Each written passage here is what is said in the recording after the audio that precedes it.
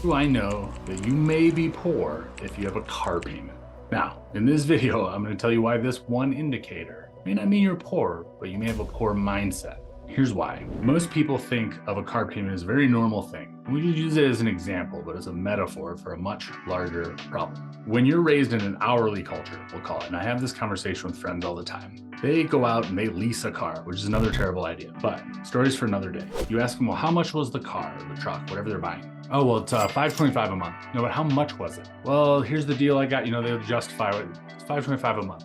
And it takes me X amount of hours to make $525, and that's my car payment. Not what did the thing actually cost. Now, here's why I say you might have a poor mindset. You need to make one sacrifice, one time in your life, to never have a car payment again. And if you add up, and there's crazy stats around this, how much you will pay an average person in America, how much you will pay in interest just on cars over your lifetime. And I'm a car guy, believe me, I've had close to 60 cars, I think, at this point. I've got 5 right now. Old stuff, new stuff, doesn't matter. But you have to make a sacrifice one time to drive a crappy car and start putting away a car payment in a savings account. Now that's exponentially different than paying interest. And I know you'll get the people, the trolls, I can hear them now. Oh, well, it's 0%, I can get 0%. Not the point. You take that same car payment and you put it in a savings account.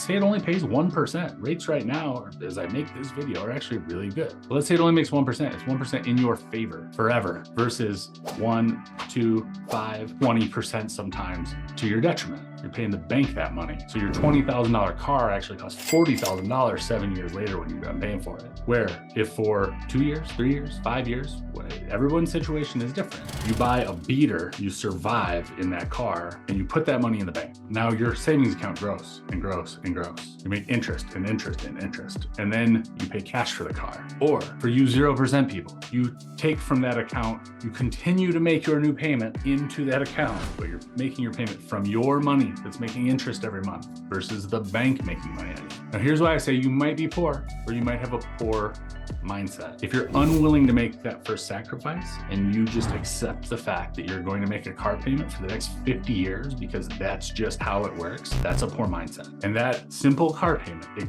branches out into every other area of your life. It's an immediate gratification thing. It's not delaying gratification for a future benefit. You're talking could be $100,000 difference in your life by doing this one thing. By 1, 2, 3, 5 years of sacrifice when you're 20, you'll have an extra $100,000, let's say, when you're 50, 60 years old. And again, this isn't for everybody. I understand that people are not all in the same position to be able to do this, but there's an old adage. If you don't save $10 out of 100, you're not gonna save 10 million out of 100 million. It's mindset. You're gonna spend that money. So if you can't do a beater and put away 50 bucks a month for 5 years so you can go buy a $5,000 car with your own money, if you're well off, you're not gonna put away $1,000 a month so you can go buy the $50,000 car with your own money. It all comes down to mindset. The principle is the same.